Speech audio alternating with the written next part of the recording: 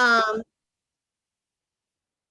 Great. So we're going to do a multiple bid situation where I need to coach Linda, who is my client, and let her know that there's multiple bids on the table. So Linda, oh my God, I know you love that house. It kind of checks off all the boxes, right? Yeah, it does.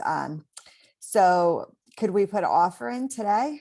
Yeah, absolutely. So, unfortunately, what you love, other people love as well.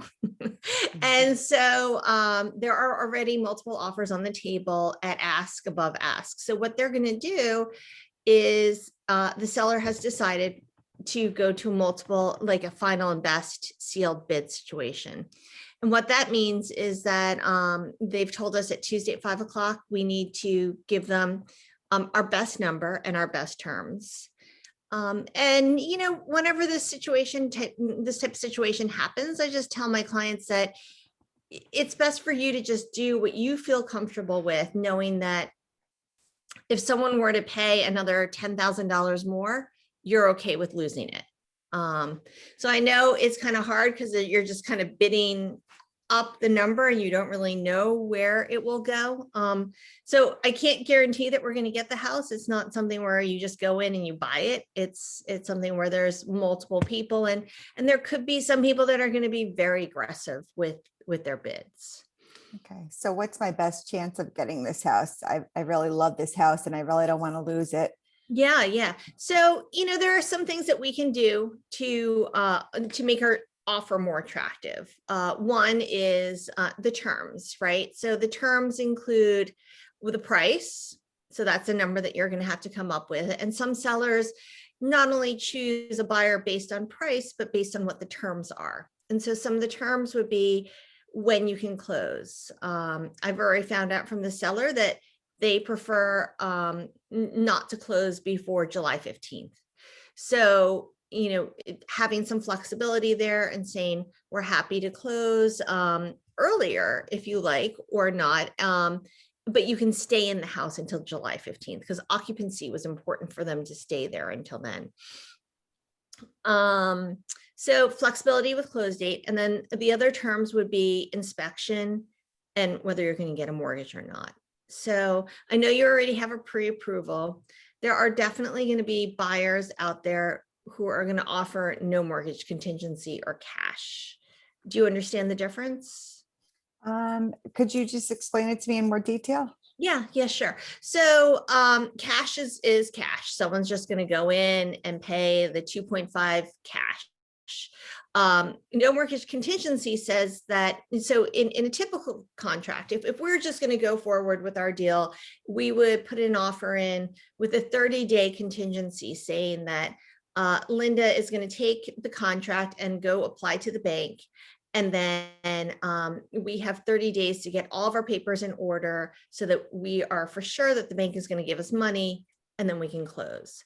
So it gives us that contingency period until we get a commitment letter from the bank. And the commitment letter states that they're going to give you the money, right? So what some people are willing to do is they feel so confident in their ability to obtain financing that they're willing to eliminate that contingency. Because what happens is if you don't get your mortgage for whatever reason in 30 days, then at the end of 30 days, the seller has an option. You can either ask for your money back and say, hey, I wasn't able to do it. I'm sorry. So please give me my 10% back. Or that you can ask for an extension. But it makes it so that the seller cannot move on with their life until they have a non-contingent contract. So what's most attractive to the seller is to have a non-contingent contract as soon as possible, right? So sometimes people will shorten the contingency period from 30 days to like 10 or 15, just so that they can get their paperwork in order and get a good read from the bank to say, you're gonna get a mortgage, you're okay. Right. So number one would be cash, then no mortgage contingency, then a shorter contingency period. And then fourth desirable, as far as in the seller's eyes, would be someone who's getting a mortgage with a 30-day contingency.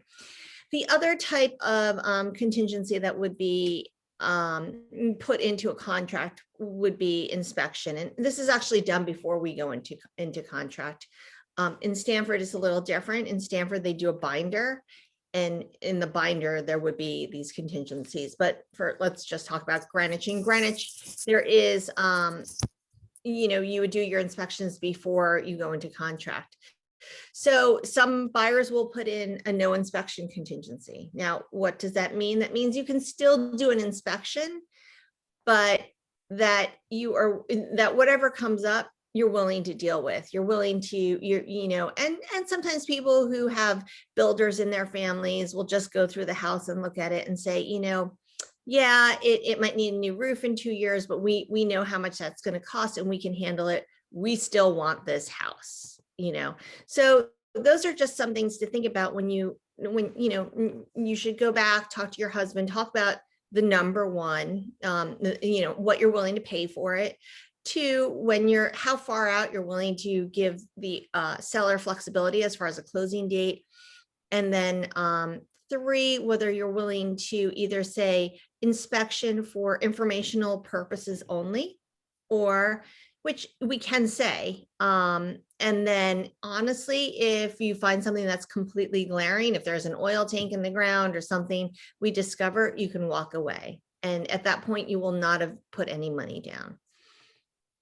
Okay, that sounds good. So I had a question on if we close in June, for example, and they stay for another month or 2, how would that work?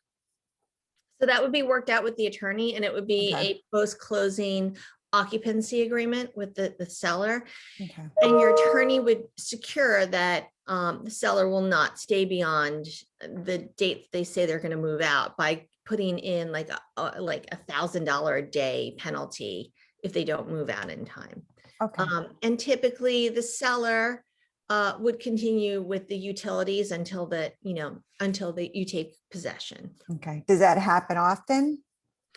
Lately, it's been happening just to give sellers more flexibility, because not only are they able to stay until the date they want to stay, but they're also able to get cash in the bank to make a move forward onto whatever they need to do a few days later or a month later.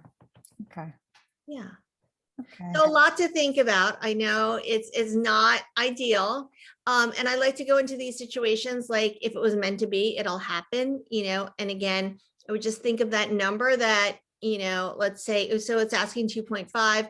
Let's say you're willing to pay 2.62.